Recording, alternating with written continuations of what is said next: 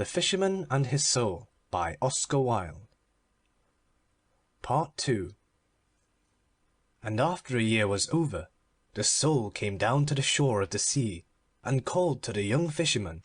And he rose out of the deep, and said, Why dost thou call to me? And the Soul answered, Come nearer, that I may speak with thee, for I have seen marvellous things. So he came nearer, and couched in the shallow water, and leaned his head upon his hand, and listened. And the Soul said to him, When I left thee, I turned my face to the east, and journeyed. From the east cometh everything that is wise. 6 days I journeyed, and on the morning of the 7th day I came to a hill that is in the country of the Tartars. I sat down under the shade of a tamarisk tree, to shelter myself from the sun. The land was dry and burnt up with the heat. The people went to and fro over the plain like flies crawling upon a disk of polished copper. When it was noon, a cloud of red dust rose up from the flat rim of the land. When the Tartars saw it, they strung their painted bows, and having leapt upon their little horses, they galloped to meet it. The women fled screaming to the waggons, and hid themselves behind the felt curtains. At twilight the Tartars returned, but 5 of them were missing, and of those that came back not a few had been wounded. They harnessed their horses to the waggons and drove hastily away. 3 jackals came out of a cave and peered after them. Then they sniffed up the air with their nostrils and trotted off in the opposite direction. When the moon rose, I saw a campfire burning on the plain, and went towards it. A company of merchants were seated round it on carpets. Their camels were picketed behind them, and the negroes who were their servants were pitching tents of tanned skin upon the sand, and making a high wall of the prickly pear. As I came near them, the chief of the merchants rose up and drew his sword, and asked me my business. I answered that I was a prince in my own land, and that I had escaped from the Tartars, who had sought to make me their slave. The chief smiled, and showed me 5 heads fixed upon long reeds of bamboo. Then he asked me who was the prophet of God, and I answered him, Mohammed.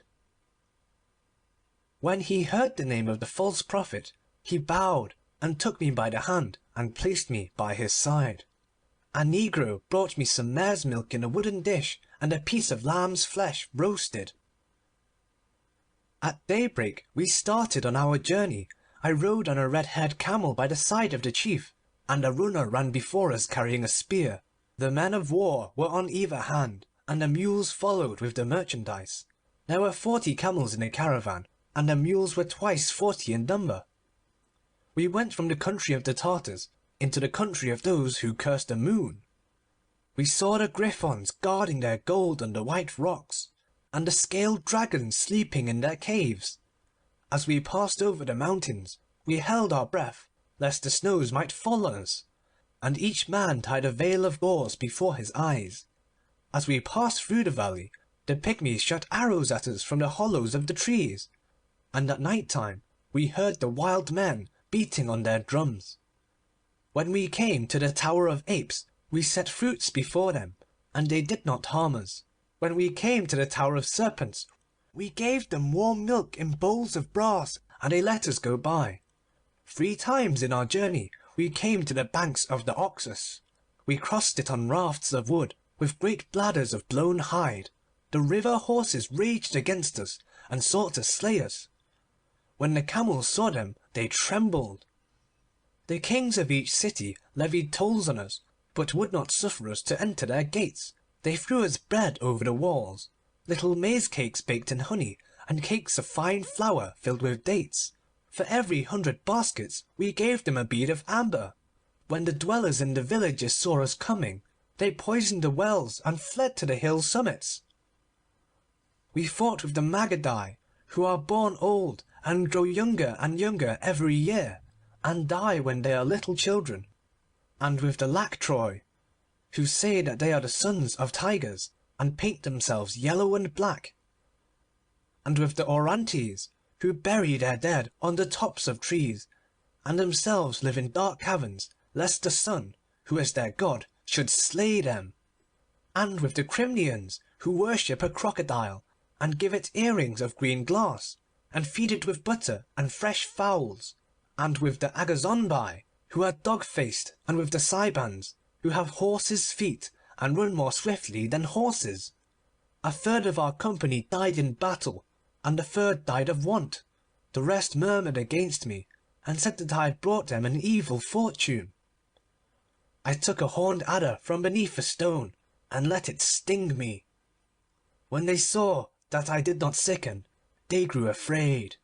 In the 4th month we reached the city of Illel. It was night time when we came to the grove that is outside the walls, and the air was sultry, for the moon was travelling in Scorpion. We took the ripe pomegranates from the trees, and brake them, and drank their sweet juices. Then we lay down on our carpets, and waited for the dawn. And at dawn we rose, and knocked at the gate of the city. It was wrought out of red bronze, and carved with sea dragons, and dragons that have wings. The guards looked down from the battlements, and asked us our business. The interpreter of the caravan answered that we had come from the island of Syria with much merchandise.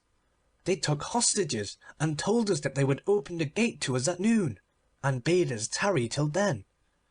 When it was noon, they opened the gate, and, as we entered in, the people came crowding out of their houses to look at us, and the crier went round the city crying through a shell. We stood in the market-place, and the negroes uncorded the bales of figured cloths, and opened the carved chests of sycamore. And when they had ended their task, the merchants set forth their strange wares, the waxed linen from Egypt, and the painted linen from the country of the Ethiops, the purple sponges from Tyre, and the blue hangings from Sidon, the cups of cold amber, and the fine vessels of glass, and the curious vessels of burnt clay. From the roof of a house a company of women watched us. One of them wore a mask of gilded leather. And on the first day the priests came and bartered with us, and on the second day came the nobles, and on the third day came the craftsmen and the slaves. And this is their custom with all merchants as long as they tarry in the city. And we tarried for a moon, and when the moon was waning, I wearied and wandered away through the streets of the city, and came to the garden of its god. The priests in their yellow robes moved silently through the green trees, and on a pavement of black marble stood the rose-red house in which the god had his dwelling. Its doors were of powdered lacquer, and bulls and peacocks were wrought on them in raised and polished gold. The tilted roof was of sea-green porcelain, and the jutting eaves were festooned with little bells. When the white doves flew past, they struck the bells with their wings and made them tinkle. In front of the temple was a pool of clear water paved with veined onyx. I lay down beside it, and with my pale fingers I touched the broad leaves. One of the priests came towards me and stood behind me. He had sandals on his feet, one of soft serpent skin and the other of bird's plumage. On his head was a mitre of black felt, decorated with silver crescents. 7 yellows were woven into his robe, and his frizzed hair was stained with antimony. After a while he spake to me and asked me my desire. I told him that my desire was to see the god. "The god is hunting," said the priest, looking strangely at me with his small slanting eyes. "Tell me in what forest, and I will ride with him," I answered. He combed out the soft fringes of his tunic with his long pointed nails. "The god is asleep," he murmured. "Tell me on what couch, and I will watch by him," I answered. "The god is at the feast," he cried. "If the wine be sweet, I will drink it with him, and if it be bitter, I will drink it with him also," was my answer. He bowed his head in wonder, and taking me by the hand, he raised me up and led me into the temple. And in the first chamber I saw an idol seated on a throne of jasper, bordered with great orient pearls. It was carved out of ebony, and in stature was of the stature of a man. On its forehead was a ruby, and thick oil dripped from its hair onto its thighs. Its feet were red with the blood of a newly slain kid, and its loins girt with a copper belt that was studded with 7 beryls. And I said to the priest, Is this the god? And he answered me, This is the god. Show me the god, I cried, or I will surely slay thee. And I touched his hand, and it became withered. And the priest besought me, saying, Let my lord heal his servant, and I will show him the god. So I breathed with my breath upon his hand, and it became whole again. And he trembled and led me into the second chamber. And I saw an idol standing on a lotus of jade, hung with great emeralds. It was carved out of ivory, and in stature was twice the stature of a man. On its forehead was a chrysolite, and its breasts were smeared with myrrh and cinnamon. In one hand it held a crooked sceptre of jade, and in the other a round crystal. It ware buskins of brass, and its thick neck was circled with a circle of selenites. And I said to the priest, Is this the god? And he answered me, This is the god. Show me the god, I cried, or I will surely slay thee. And I touched his eyes, and they became blind. And the priest besought me, saying, Let my lord heal his servant, and I will show him the god. So I breathed with my breath upon his eyes, and the sight came back to them, and he trembled again, and led me into the third chamber. And lo, there was no idol in it, nor image of any kind, but only a mirror of round metal, set on an altar of stone. And I said to the priest, Where is the god? And he answered me, There is no god but this mirror that thou seest. For this is the mirror of wisdom, and it reflecteth all things that are in heaven and on earth, save only the face of him who looketh into it. This it reflecteth not, so that he who looketh into it may be wise. Many other mirrors are there, but they are mirrors of opinion. This only is the mirror of wisdom, and they who possess this mirror know everything, nor is there anything hidden from them. And they who possess it not have not wisdom, therefore is it the god, and we worship it. And I looked into the mirror, and it was even as he had said to me. And I did a strange thing, but what I did matters not. For in a valley that is but a day's journey from this place, I have hidden the mirror of wisdom. Do but suffer me to enter into thee again, and be thy servant, and thou shalt be wiser than all the wise men, and wisdom shall be thine. Suffer me to enter into thee, and none will be as wise as thou. But the young fisherman laughed. Love is better than wisdom, he cried, and the little mermaid loves me. Nay, but there is nothing better than wisdom, said the soul. Love is better, answered the young fisherman, and he plunged into the deep, and the soul went weeping away over the marshes.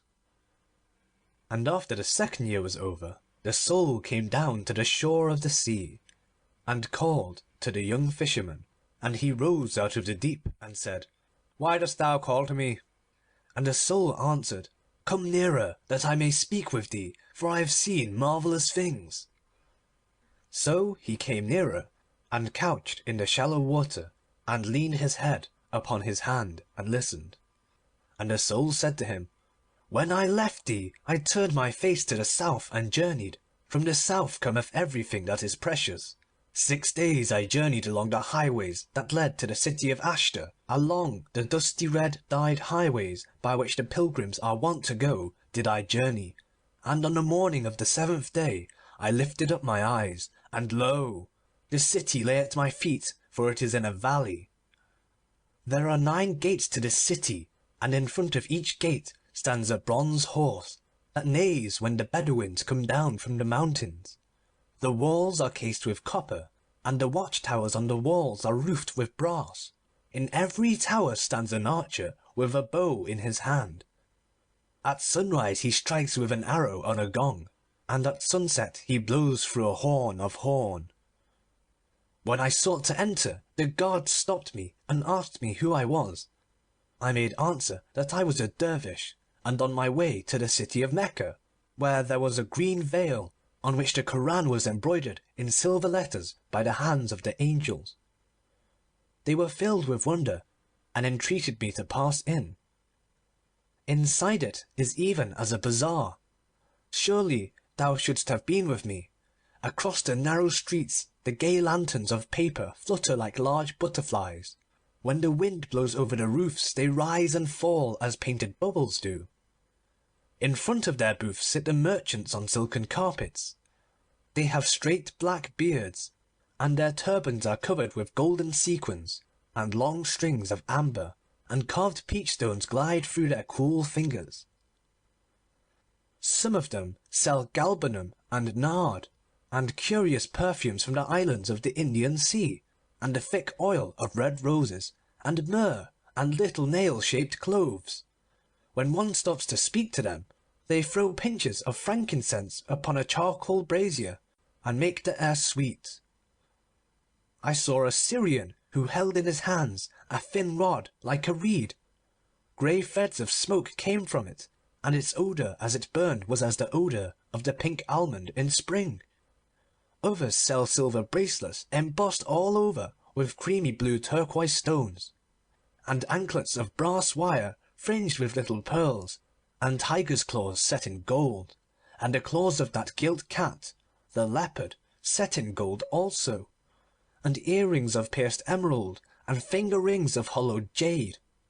From the tea-houses comes the sound of the guitar, and the opium smokers with their white smiling faces look out at the passers-by.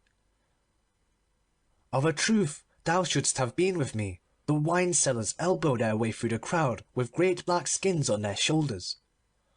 Most of them sell the wine of Shiraz, which is as sweet as honey. They serve it in little metal cups, and strew rose-leaves upon it. In the market-place stand the fruit-sellers, who sell all kinds of fruit, ripe figs with their bruised purple flesh, melons smelling of musk and yellow as topazes, citrons and rose-apples, and clusters of white grapes, round red gold oranges, and oval lemons of green gold. Once I saw an elephant go by. Its trunk was painted with vermilion and turmeric, and over its ears it had a net of crimson silk cord. It stopped opposite one of the booths and began eating the oranges, and the man only laughed. Thou canst not think how strange a people they are. When they are glad, they go to the bird-sellers and buy of them a caged bird, and set it free, that their joy may be greater. And when they are sad, they scourge themselves with thorns, that their sorrow may not grow less. One evening I met some negroes carrying a heavy palanquin through the bazaar. It was made of gilded bamboo, and the poles were of vermilion lacquer, studded with brass peacocks. Across the windows hung thin curtains of muslin embroidered with beetles' wings, and with tiny seed pearls. And as it passed by, a pale-faced Circassian looked out and smiled at me. I followed behind, and the negroes hurried their steps and scowled, but I did not care. I felt a great curiosity come over me. At last they stopped at a square white house. There were no windows to it, only a little door like the door of a tomb. They set down the palanquin and knocked 3 times with a copper hammer. An Armenian in a caftan of green leather peered through the wicket, and when he saw them he opened and spread a carpet on the ground, and a woman stepped out. As she went in she turned round and smiled at me again. I had never seen anyone so pale. When the moons rose I returned to the same place and sought for the house, but it was no longer there. When I saw that, I knew who the woman was, and wherefore she had smiled at me. Certainly thou shouldst have been with me. On the feast of the new moon the young emperor came forth from his palace and went into the mosque to pray. His hair and beard were dyed with rose leaves, and his cheeks were powdered with a fine gold dust. The palms of his feet and hands were yellow with saffron. At sunrise he went forth from his palace in a robe of silver, and at sunset he returned to it again in a robe of gold. The people flung themselves on the ground and hid their faces, but I would not do so. I stood by the stall of a seller of dates and waited. When the Emperor saw me, he raised his painted eyebrows and stopped. I stood quite still and made him no obeisance. The people marvelled at my boldness, and counselled me to flee from the city. I paid no heed to them, but went and sat with the sellers of strange gods, who by reason of their craft are abominated. When I told them what I had done, each of them gave me a god, and prayed me to leave them. That night, as I lay on a cushion in the tea-house that is in the Street of Pomegranates, the guards of the Emperor entered and led me to the palace. As I went in, they closed each door behind me and put a chain across it. Inside was a great court with an arcade running all round. The walls were of white alabaster, set here and there with blue and green tiles. The pillars were of green marble, and the pavement of a kind of peach blossom marble. I had never seen anything like it before. As I passed across the court, 2 veiled women looked down from a balcony and cursed me. The guards hastened on, and the butts of the lances rang upon the polished floor. They opened a gate of wrought ivory, and I found myself in a watered garden of 7 terraces. It was planted with tulip cups and moonflowers and silver-studded aloes. Like a slim reed of crystal, a fountain hung in the dusky air. The cypress trees were like burnt-out torches. From one of them a nightingale was singing. At the end of the garden stood a little pavilion. As we approached it, 2 eunuchs came out to meet us. Their fat bodies swayed as they walked, and they glanced curiously at me with their yellow-lidded eyes. One of them drew aside the captain of the guard, and in a low voice whispered to him. The other kept munching scented pastils, which he took with an affected gesture out of an oval box of lilac enamel. After a few moments, the captain of the guard dismissed the soldiers. They went back to the palace, the eunuchs following slowly behind, and plucking the sweet mulberries from the trees as they passed. Once the elder of the 2 turned round and smiled at me with an evil smile. Then the captain of the guard motioned me towards the entrance of the pavilion. I walked on without trembling, and drawing the heavy curtain aside, I entered in. The young Emperor was stretched on a couch of dyed lion skins, and a gerfalcon perched upon his wrist. Behind him stood a brass-turbaned Nubian, naked down to the waist, and with heavy earrings in his split ears. On a table by the side of the couch lay a mighty scimitar of steel. When the Emperor saw me, he frowned and said to me, "What is thy name? Knowest thou not that I am Emperor of this city?" But I made him no answer. He pointed with his finger at the scimitar, and the Nubian seized it, and rushing forward, struck at me with great violence. The blade whizzed through me, and did me no hurt. The man fell sprawling on the floor, and when he rose up, his teeth chattered with terror, and he hid himself behind the couch. The Emperor leapt to his feet, and taking a lance from a stand of arms, he threw it at me. I caught it in its flight, and brake the shaft into 2 pieces. He shot at me with an arrow, but I held up my hand and stopped it in mid-air.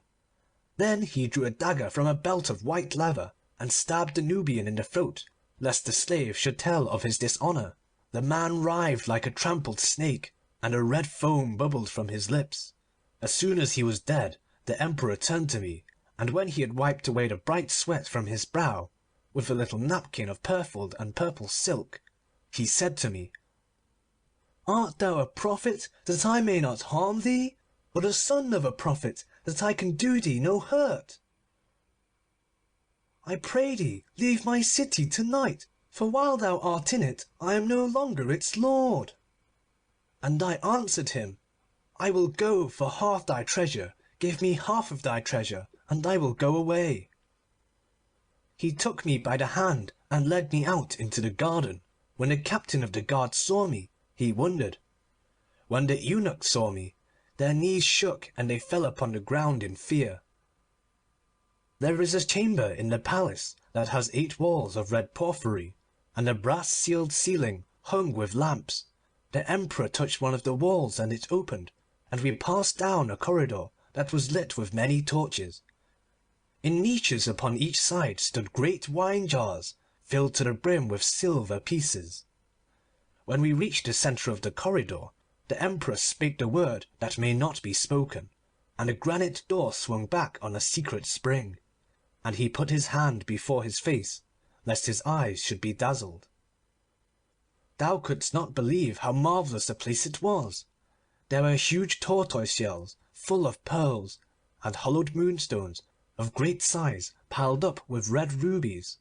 The gold was stored in coffers of elephant hide, and gold dust in leather bottles. There were opals and sapphires, the former in cups of crystal, and the latter in cups of jade. Round green emeralds were ranged in order upon thin plates of ivory, and in one corner were silk bags filled, some with turquoise stones, and others with beryls. The ivory horns were heaped with purple amethysts, and the horns of brass with chalcedonies and sards. The pillars, which were of cedar, were hung with strings of yellow link stones. In the flat oval shields there were carbuncles, both wine-coloured and coloured like grass. And yet I have told thee but a tithe of what was there. And when the Emperor had taken away his hand from before his face, he said to me, This is my house of treasure, and half that is in it is thine, even as I promised thee. And I will give thee camels and camel drivers, and they shall do thy bidding, and take thy share of the treasure to whatever part of the world thou desirest to go. And the thing shall be done to-night, for I would not be that the sun, who is my father, should see that there is in my city a man whom I cannot slay. But I answered him, The gold that is here is thine, and the silver also is thine, and thine are the precious jewels and the things of price. As for me, I have no need of these, nor shall I take aught from thee but that little ring that thou wearest on the finger of thy hand. And the Emperor frowned. It is but a ring of lead, he cried, nor has it any value. Therefore take thy half of the treasure and go from my city. Nay, I answered, but I will take naught but that leaden ring, for I know what is written within it, and for what purpose. And the Emperor trembled, and besought me, and said, Take all the treasure, and go from my city. The half that is mine shall be thine also. And I did a strange thing, but what I did matters not. For in a cave that is but a day's journey from this place I have hidden the ring of riches. It is but a day's journey from this place, and it waits for thy coming. He who has this ring is richer than all the kings of the world. Come therefore and take it, and the world's riches shall be thine. But the young Fisherman laughed. Love is better than riches, he cried, and the little Mermaid loves me. Nay, but there is nothing better than riches, said the Soul. Love is better, answered the young Fisherman, and he plunged into the deep, and the Soul went weeping away over the marshes. End of Part 2.